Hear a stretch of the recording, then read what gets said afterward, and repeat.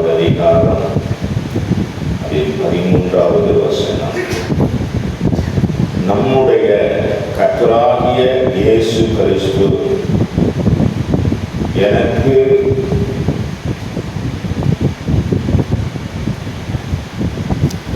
Sorry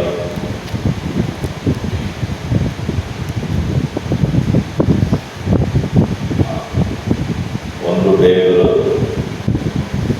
1வது நிருபம் 1ஆம் அதிகாரம் 13வது வசனம். ஆகையால் நீங்கள் உங்கள் மனதின் அறையை கட்டிக்கொண்டு தெளிந்த புத்தி உள்ளவர்களாயிருந்து இயேசு கிறிஸ்து வெளிப்படும் போது உங்களுக்கு அளிக்கப்படும் கிருபையின் மேல் பூரண நம்பிக்கை உள்ளவர்களாய் இருங்கள். அல்லேலூயா. கர்த்தருடைய பரிசுத்த நாமம் மகிமைப்படுவதாக.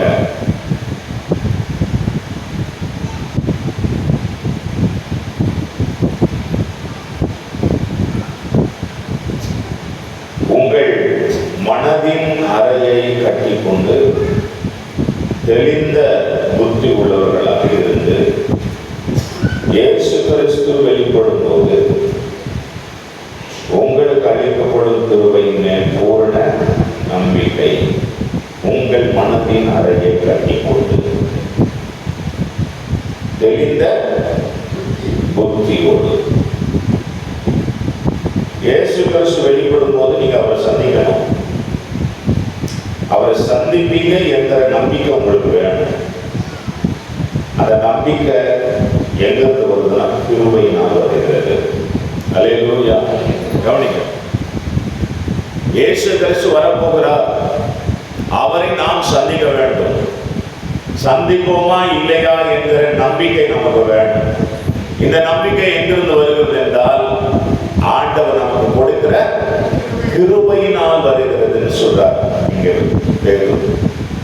இந்த வசனத்துல முதல் 2 காரியங்கள் என்ன சொல்லுதுன்னா, உங்கள் மனதின் அறையை கட்டி கொண்டு, உங்கள் மனதின் அறையை கட்டு. மனசு வெளியே இருக்கா உள்ள இருக்கா? மனசு எங்க இருக்கு தெரியுமா? தெரியாது. அது உள்ளான மனிதனை குறிக்கிற ஒரு வார்த்தை, இன்னர் மேன். அறையை கட்டி கொண்டுனா என்னது? அறையை கட்டிக்கொண்டு, அறை என்றால் என்ன? அறை என்றால் என்ன? அறை என்றால் என்ன? யாரெல்லாம் அறை ஞான் கயிறு கட்டுகிறீங்க? இந்த காலத்தில் கட்டுறாங்களா? அரைஞான் கயிறுன்னு ஒன்று இருக்கு.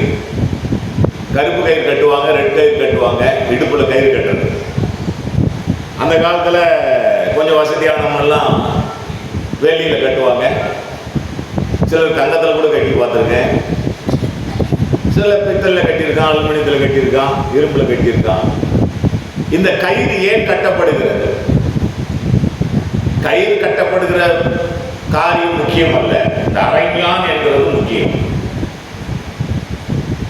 உங்கள் அறையை கட்டி கொண்டுனா என்ன சொல்ல வராதீங்க.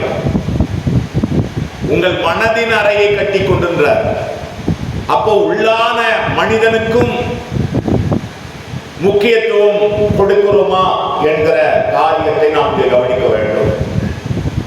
கவனியுங்கள்.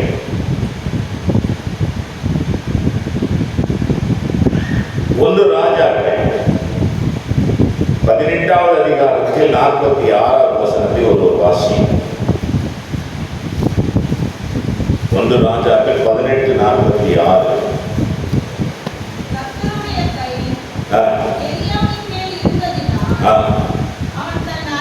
அவன் தன் அறையை கட்டிக்கொண்டு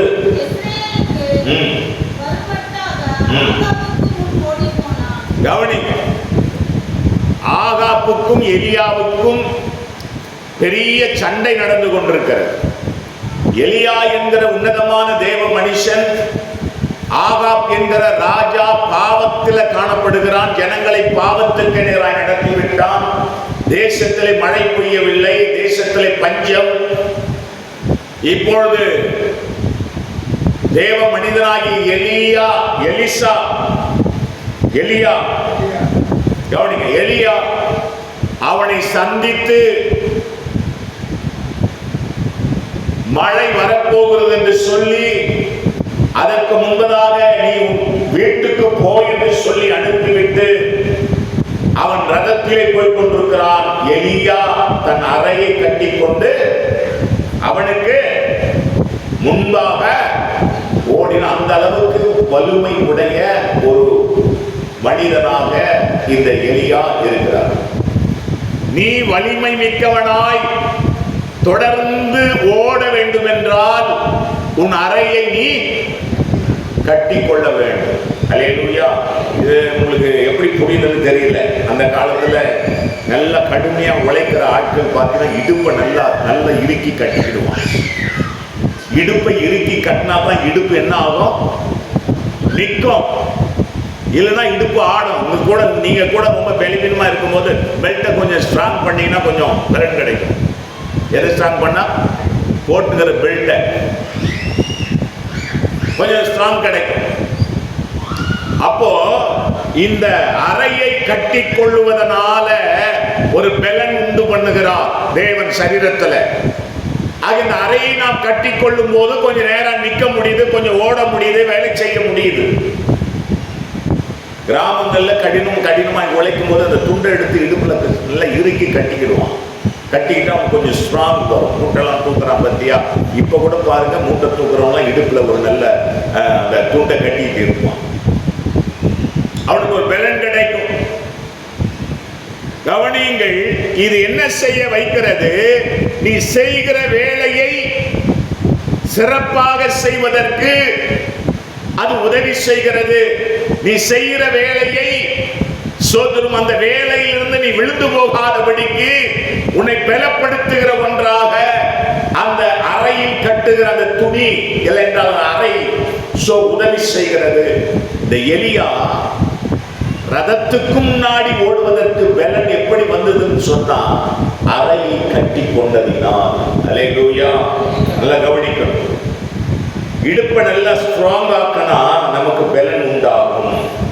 இடுப்பை நிக்கலைங்க அவனுக்குவாங்க. இடுப்பை நிக்கலை அப்படின்ற வார்த்தையை நீங்க பழைய காலத்துல பயன்படுத்தி கேட்டிருக்கலாம். இடுப்பு நிக்கலைன்னா அவங்களால நிக்க முடியாது, எதுவும் வேலை செய்ய முடியாது, தடதடன்னு ஆகும்.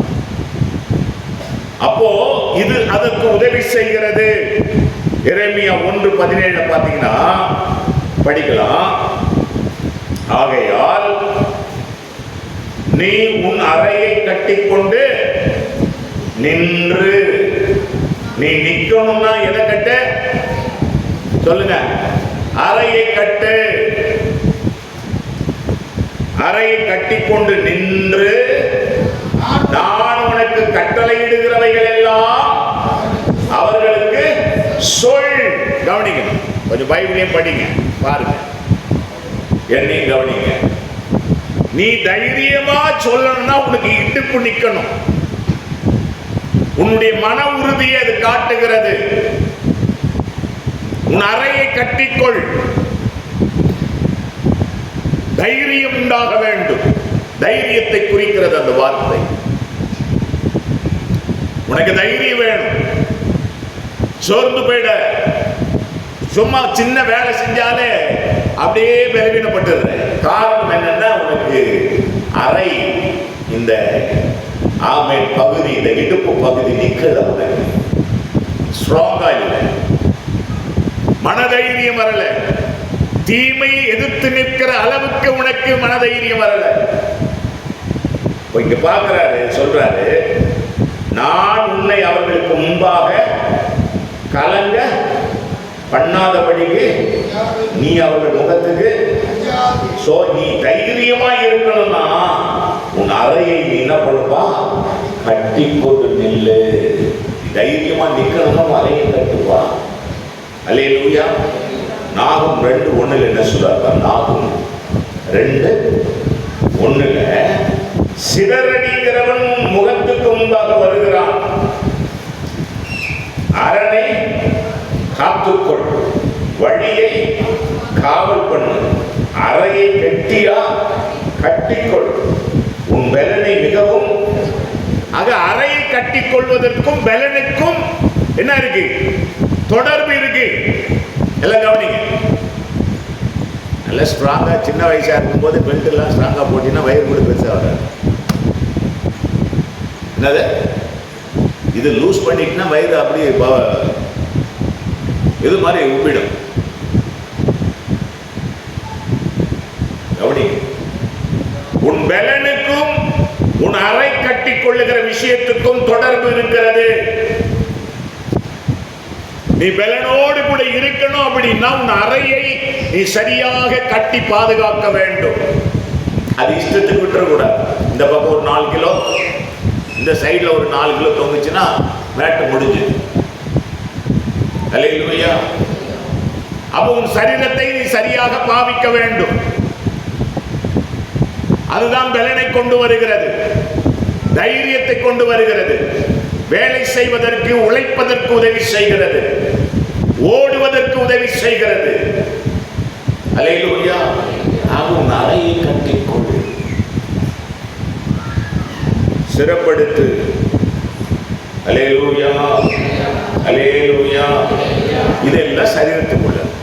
இதே மாதிரி உள்ளான மனிதனுக்கு என்று ஒரு அறை இருக்கிறது. அதை தான் நான் முதல்ல படிச்சோம். 1 பேதுரு 1ஆம் அத்தியாயம் 13ஆம் வசனம். 1 அதிகாரம் முழுக்க படிச்சீங்கன்னா தெரியும். 9 படிக்கிறேன், கவனிங்க. உங்கள் விசுவாசத்தின் பலனாகிய ஆத்தும ரட்சிப்பை அடைகிறீர்கள். உங்களுக்கு உண்டான கிருபை குறித்து தீர்க்க தரிசனம் சொன்ன தீர்க்கதரிசிகள் இந்த ரட்சிப்பை குறித்து கருத்தாய் ஆராய்ந்து பரிசோதனை பண்ணினார்கள். தங்களில் உள்ள கிறிஸ்துவின் ஆவியானவர் கிறிஸ்துவுக்கு உண்டாகும் பாடுகளையும் அவைகளுக்கு பின்வரும் மகிமைகளையும் முன்னறிவித்த போது இன்ன காலத்தை குறித்தார் என்பதையும் அந்த காலத்தின் விஷயம் இன்னதென்பதையும் ஆராய்ந்தார்கள். தங்கள் நிமித்தமல்ல, தமது நிமித்தமே இவைகளை தெரிவித்தார்கள் என்று அவர்களுக்கு வெளியாக்கப்பட்டது. பரலோகத்திலிருந்து அனுப்பப்பட்ட பரிசுத்த ஆவியினாலே உங்களுக்கு சுவிசேஷத்தை பிரசங்கித்தவர்களை கொண்டு இவைகள் இப்பொழுது உங்களுக்கு அறிவிக்கப்பட்டு வருகிறது. இவைகளை உற்று பார்க்க தேவதூதரும் ஆசையாக இருந்தார்கள். ஆகையால் உங்கள் மனதின் அறையை கட்டிக் கொள்கிறார்.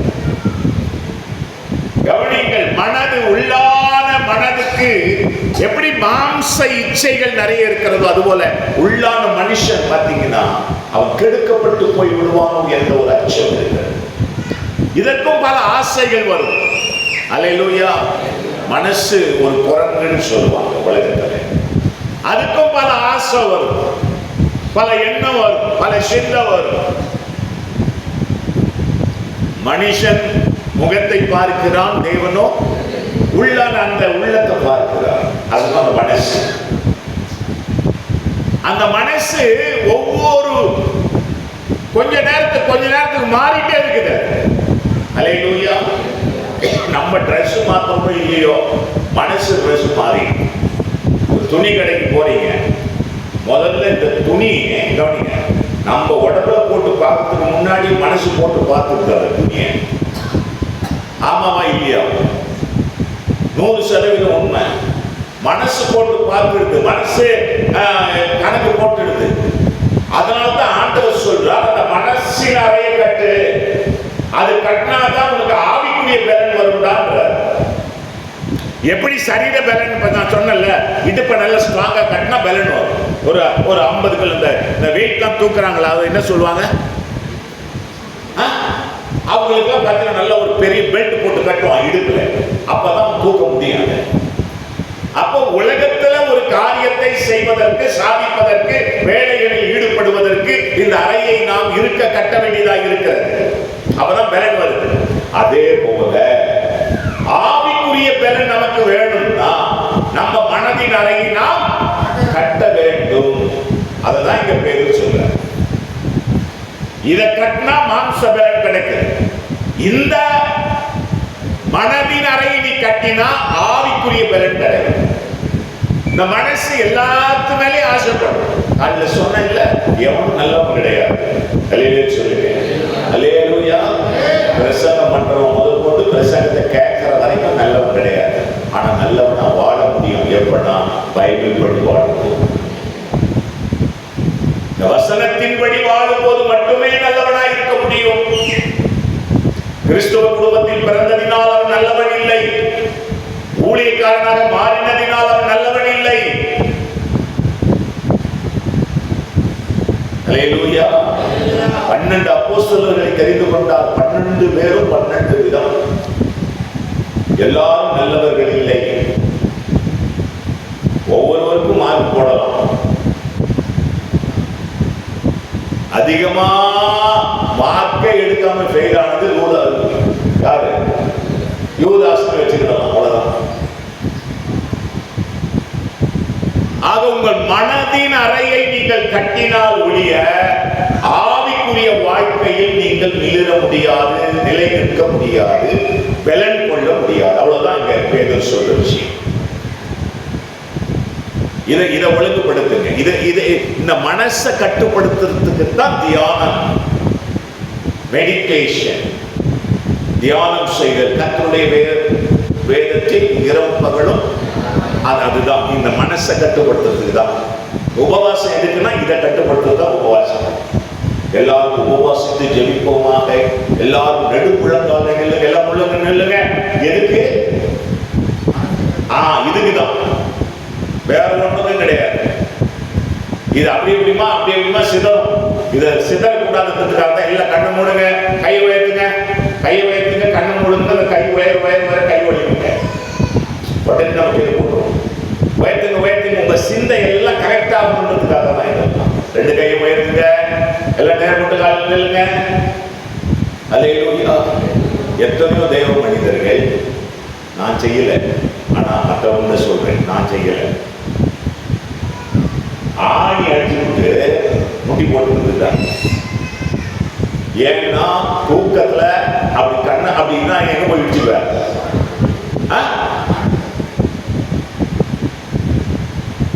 ஆணில போய் இடிச்சுக்குவேன். ஐயோ ஆணில இடிச்சுன்னா ஆணி எங்க குத்திடும். அதனாலேயே தூக்கம் வராது. முட்டி போற இடத்துல நல்லா பழுப்பா என்னெல்லாம் பஞ்சு போட்டு வச்சுக்கிறோங்க. இந்த பஞ்சு கொஞ்சம் இதுலயே நம்ம முட்டி போட மாட்டோம். வெறும் மண்ணு தர அந்த காலத்துல நரன்னு இருக்கும் மண்ணு, அதை முட்டி போடுவாங்க. இதெல்லாம் எதுக்குடா அப்படின்னா இதை ஒழுங்குபடுத்துறதுக்கு தான், வேற ஒன்னுத்துக்கும் கிடையாது.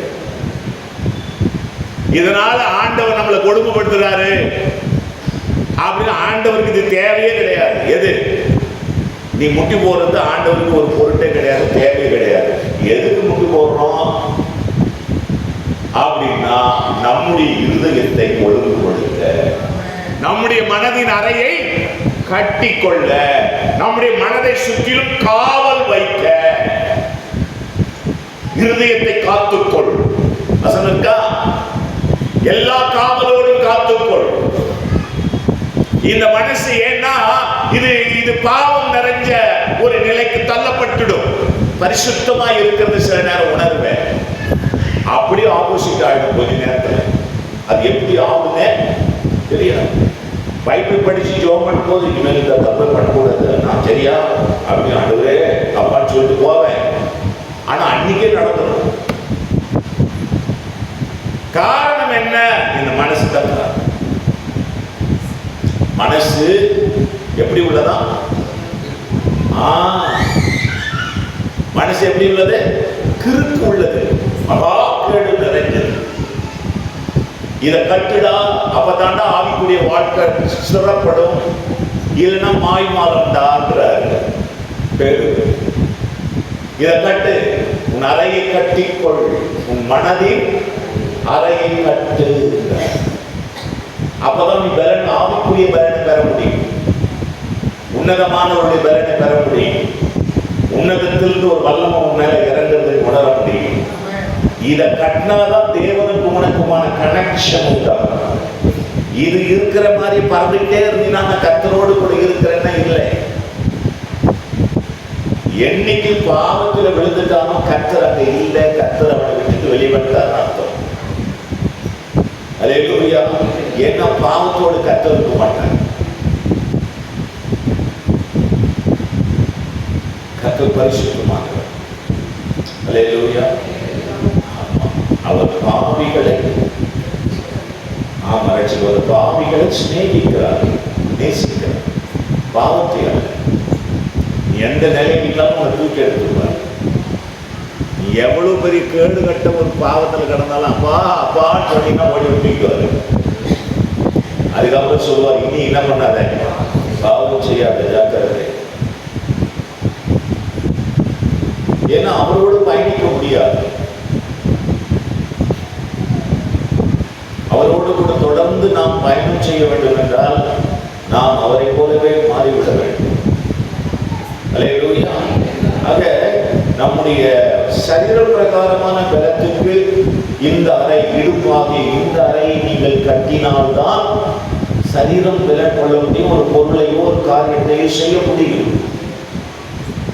இதற்கு இந்த அறையை கட்டிக்கொண்டு எதிர்த்து நிற்பது என்பது, ஸ்தோத்திரம் ஓடுவது என்பது, ஆமென், யுத்த களத்தில் நிற்பது என்பது, ஆமென், இந்த அறையை மாம்ச அறையை கட்டிக்கொண்டுதான் செய்ய முடியும். அப்பதான் பலன் வருகிறது.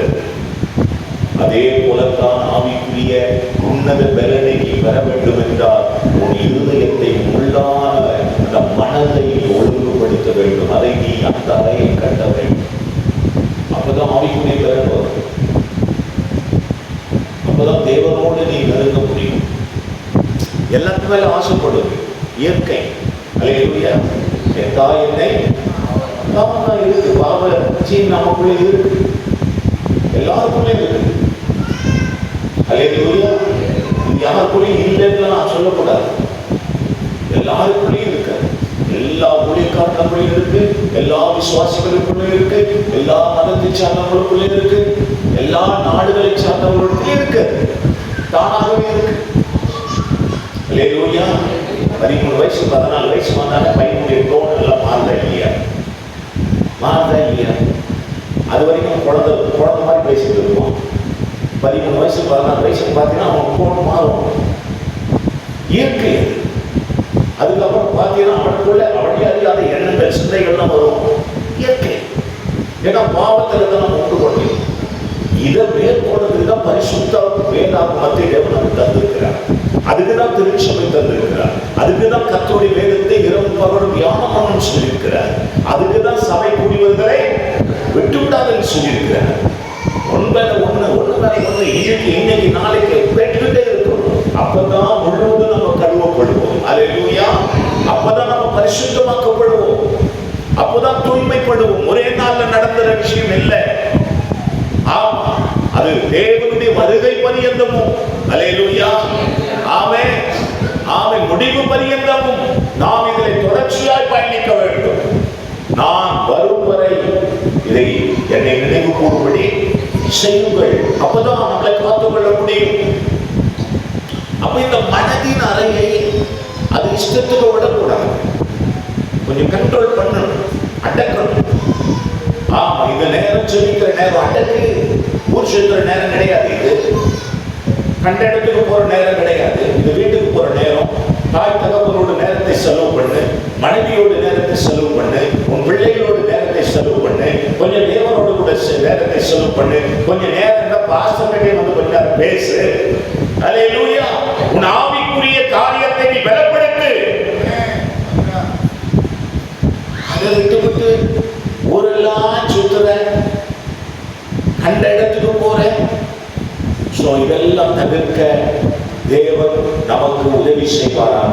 மனது அது அடம்பிடிக்கும், அது ஆசைப்படும், அங்கிங்குமா சுத்தம் நினைக்கும். அல்லேலூயா. இந்த மனசுக்கு காவல் பயின்றாரு ஆண்டவர். இத மனசை காத்துக்கொள்ள அடக்க சொல்றாரு. உன் மனதின் அறையை கட்டி கொண்டு, வசனம் சொல்லுது, மனதின் அறையை கட்டி கொண்டு தெளிந்த புத்தியோ உள்ளவர்களாக இருக்கின்றார். தெளிந்த புத்தி உள்ளவர்களாக இருக்கின்றார். மனதின் அறையை கட்டினாதான் தெளிந்த புத்தி வருமா? அல்லேலூயா. இந்த மனசு அது போன போக்குல விட்டுட்டா என்ன இல்லை, தெளிந்த புத்தி இல்லைன்னு அர்த்தம். புரியுதா? தெளிந்த புத்தி உனக்கு வேணும்னா உன் மனசை கண்ட்ரோல் பண்ணுப்பா. அது இஷ்டத்துக்கு ஆட விடாத, ஓட விடாத. அல்லேலூயா. நாம நம்ம இப்ப நான் கூட இருக்கிற மொழிக்கிறேன், இந்த திருச்சபை அவ்வளவுதான், என்ன வேற எங்க கூப்பிட்டான்னு சொல்லிட்டு இதை விட்டுட்டு ஓட முடியுமா? சொல்லு. அவன் கூப்பிடதான் செய்வான், எல்லாத்தையும் கூப்பிடுவாங்க, ஒன்றும் பண்ண முடியாது. நம்முடைய விஷயத்துக்கு நாம் கவனம் செலுத்த வேண்டும். உன் குடும்பம், உன் மனைவி, உன் பிள்ளைங்க, உன் பெற்றோர், உன் வேலை, உன் சபை, இதுக்கு முக்கியத்துவம். உன் மனசை அதற்கு முக்கியத்துவத்துக்கும் ஒப்புக்கொடு. தேவையில்லாத வம்பளை போய் மாட்டிக்கிட்டு ஒரு சுற்றி கேள்வி கிண்டல் செய்து நண்பர்களோடு கூட போய் சுற்றி திரிந்து, இதெல்லாம் நம்முடைய ஆவிக்குரிய வாழ்க்கை கெடுத்து போடும், மனதை கெடுத்து போடுகிற விஷயம். மனதை அலைய விடாத, உன் மனசு அலப்பாய கூடாது, கண்ட்ரோல் வரணும், அடக்கணும். இந்த சரீரம் அடக்கணும்னா முதல்ல மனசு அடக்கணும். அல்லேலூயா. மனதின் நிறைவுதான் வாய் சரீரத்தை குறிக்கிறது இல்லையா? அப்போ மனதுக்கும் சரீரத்துக்கும் தொடர்பு இருக்குல்ல. அப்போ மனசின் நினைக்கிறது அதுதான் சரீரம் செயல்படுத்துது. அப்ப இந்த மனசின் அறையை கட்டு, முதல்ல இந்த மனசின் அறையை கட்டி ஆவிக்குரிய பலனை பெறு. அல்லேலூயா. அந்த ஆவிக்குரிய பலனை தான் கர்த்தர் நமக்கு கொடுக்க விரும்புகிறார். அல்லேலூயா. அப்போஸ்தலர் நடவடிக்கைகள் 12வது அத்தியாயத்துல 8ஆம் வசனம். அப்போஸ்தலர் 12:8.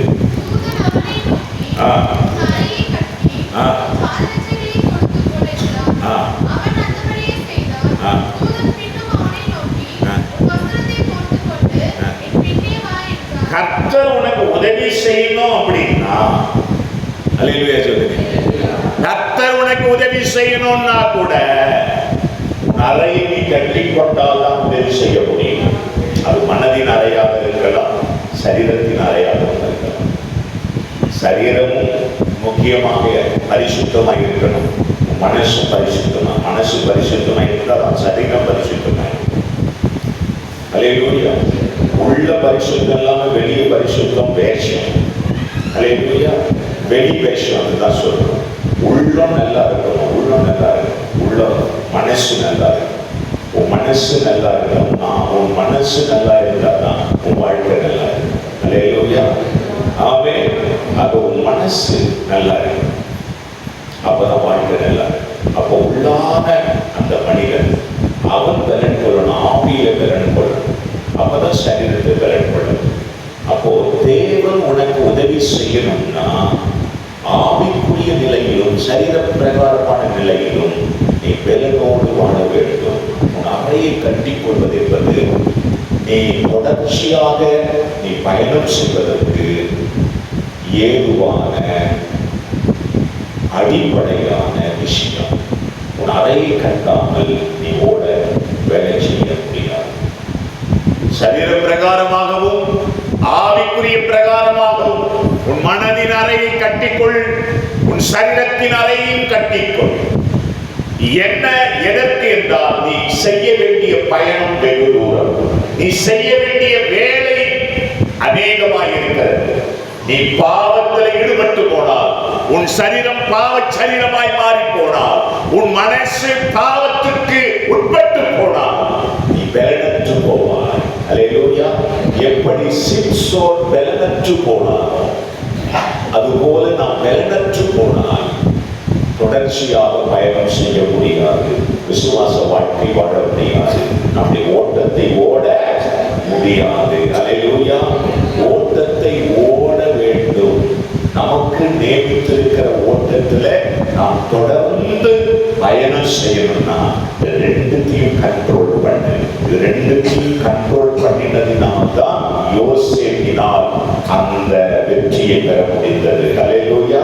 இந்த சரீரத்தின் அவயவம் அதையும் கட்டினா மனசின் அறையும். எவன் ஒருவன் இதை இரண்டையும் ஆளுகை செய்கிறானோ, கண்ட்ரோல் பண்றானோ, அடக்கி ஆளுகிறானோ, அவன் நிச்சயமாய் விழுந்து போவதில்லை, அவன் நிச்சயமாய் வெற்றி பெறுவான். கரங்களை வைத்து கர்த்தரை ஸ்தோத்திரம் பண்ணுவோம். அல்லேலூயா. நான் படிச்சிருக்கிறேன், என்னோட பணம் இருந்து, எனக்கு வீடு வாசல் இருக்கு, அது இருக்கு, எல்லாம் இருந்தாலும் இழந்து போயிடலாம். இது ரெண்டு இருந்தா கண்டிப்பா இழந்து போக மாட்டேன். சரீரத்தையும் கண்ட்ரோல் பண்ண, உன் மனசையும் என்ன பண்ண கண்ட்ரோல் பண்ண. உன் மனசு அலைவாயிரத்துக்கு இடம் கொடுக்காது. அல்லேலூயா. அதே போல உன் சரீரத்தின் அவயவத்தையும் உன் சரீரத்தின் அலைவுகள் அவயவம் கட்டப்படணும். உன் கண்ட்ரோல்ல வரணும். இச்சைகள், ஆசை இச்சைகளுக்கு இடம் கொடுக்க கூடாது. அல்லேலூயா.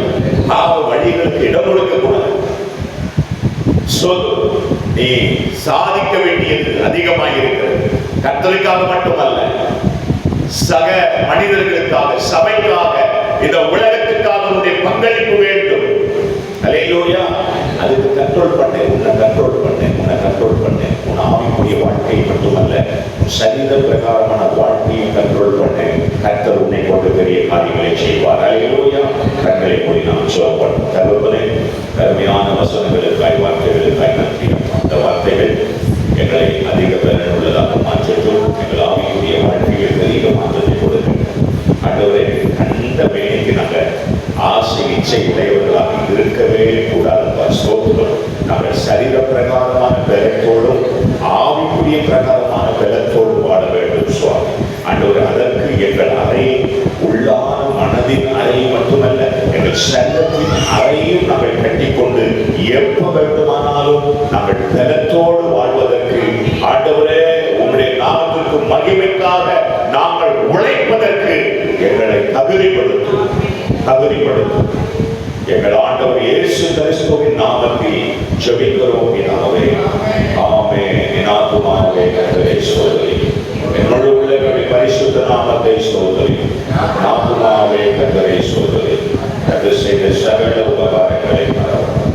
நம் ஆண்டவராகிய இயேசு கிறிஸ்துவினுடைய கிருபை, பிதாவாகிய தேவனுடைய அன்பு, பரிசுத்த ஆவியானவருடைய ஐக்கியம் நம் அனைவரோடும் சகல பரிசுத்தவான்களோடும் தங்கியிருப்பதாக. ஆமென். ஆமென். God bless you.